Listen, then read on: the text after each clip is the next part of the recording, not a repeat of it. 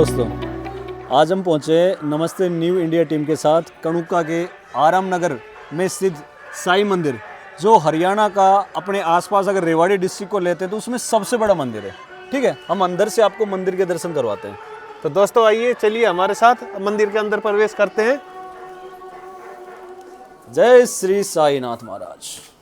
हम जैसे मंदिर में पैडियों से एंट्री करते हैं तो गणेश जी की प्रतिमा बिल्कुल गेट पर लगी हुई है।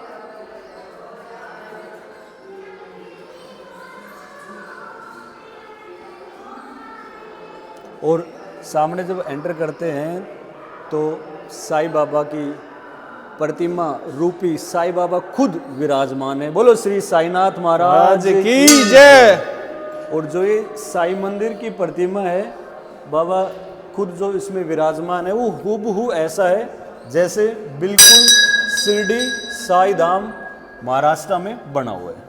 ठीक है, सामने दुर्गा माता की प्रतिमा है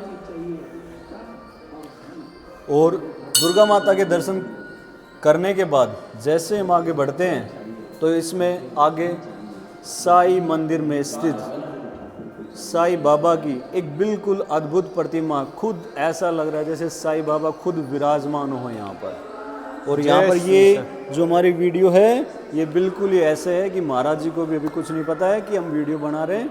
अब देखो महाराज जी आने वाले हैं। महाराज जी जय साईनाथ जी। साईं बाबा की अद्भुत प्रतिमा का दर्शन करने के बाद अब हम महाराज जी से मंदिर के कुछ जो अपने रीति रिवाज है रेगुलर आरती के उनके बारे में। जय साईनाथ महाराज। जय साईनाथ महाराज। महाराज जी क्या कुछ सिस्टम आरती का? ऐसा है जी, सुबह बाबा की साफ सफाई होती है, उसके बाद बाबा को स्नान करवाते हैं। स्नान करवाने के बाद बाबा का श्रृंगार होता है। श्रृंगार होने के बाद में 8 बजे आरती होती है। 8 बजे काकड़ आरती जिसको बोलते हैं, वो आरती होने के बाद में फिर बाबा का दूध का भोग लगता है। फिर उसके बाद में भोजन तैयार होता है। फिर भोजन तैयार होने के बाद में फिर बाबा का भोजन का अर्पण किया जाता है, मतलब प्रसाद ग्रहण कराया जाता है बाबा को। उसके बाद में फिर जैसे भी जो भी यात्री आते हैं उनके लिए मतलब प्रसाद वितरण किया जाता है। उसके बाद में फिर शाम को फिर साफ़ सफाई होती है।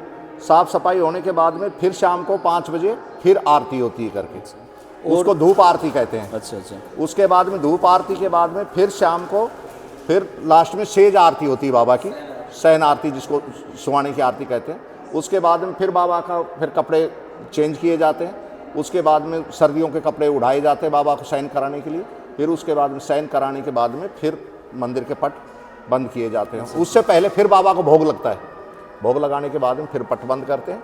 उसके बाद में फिर जैसा कि बाबा ने बताया कि मंदिर का जो रूटीन है वो अपने आप में एक बहुत ही अनोखा रूटीन है, अलग ही संस्कृति को लिए हुए हैं। बाबा की 2-3 आरतियां हैं जो सुबह भी चल रही, 3 आरती सुबह, 3 आरती शाम को। बाबा के भोग लगाने का, वस्त्र उनके चेंज करने का, बदलने का, वो एक अलग ही अपना एक परंपरा है। तो महाराज जी ये जो रूटीन कोई दिन फिक्स है? नहीं, दिन कुछ वैसे फिक्स नहीं है, लेकिन वैसे बाबा का वीरवार का दिन है, वो मेन होता है, बृहस्पतिवार। हाँ वो मेन होता है। वैसे बाबा का 9 अप्रैल को भंडारा होता है। अच्छा। जिसमें मतलब 8-10 गांव जितने भी आए अपने आसपास जितने भी गांव हैं उनके सबके लिए प्रसाद वितरण किया जाता है, बैठा खिलाया जाता है।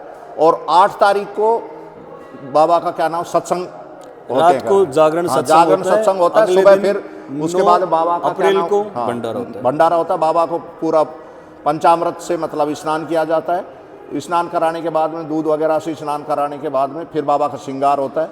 श्रृंगार करने के बाद फिर आरती होती है। आरती होने के बाद में फिर हवन होता है। हवन पूजा होने के बाद में फिर प्रसाद वितरण किया जाता है। हम साईं बाबा की प्रतिमा के दर्शन करने के बाद आगे आते हैं तो यहाँ पर एक और माता की मूर्ति विराजमान है, बिल्कुल सुंदर रूप में है। पीछे शीशे की अच्छे से नक्काशी की हुई है, जो वो भी बहुत ही अद्भुत वे में है। ठीक है, और मैं वो आपको दिखाना चाहूँगा मंदिर के अंदर का दृश्य जो बहुत सुंदर है। यहाँ भजन कीर्तन करने की अच्छी व्यवस्था है और डेली सुबह शाम यहाँ पर मंदिर में आरती भी होती है।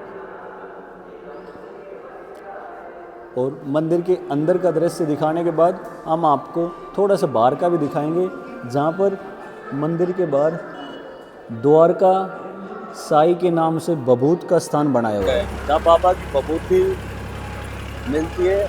हर बृहस्पतिवार को यहाँ श्रद्धालुगण आते हैं और इसका परिक्रमा करके इस बबूत के द्वार के अंदर से बबूत के लेते अपने घर ले जाते हैं और उनके कष्ट दूर होते हैं। बोलो श्री साईनाथ महाराज की जय हो।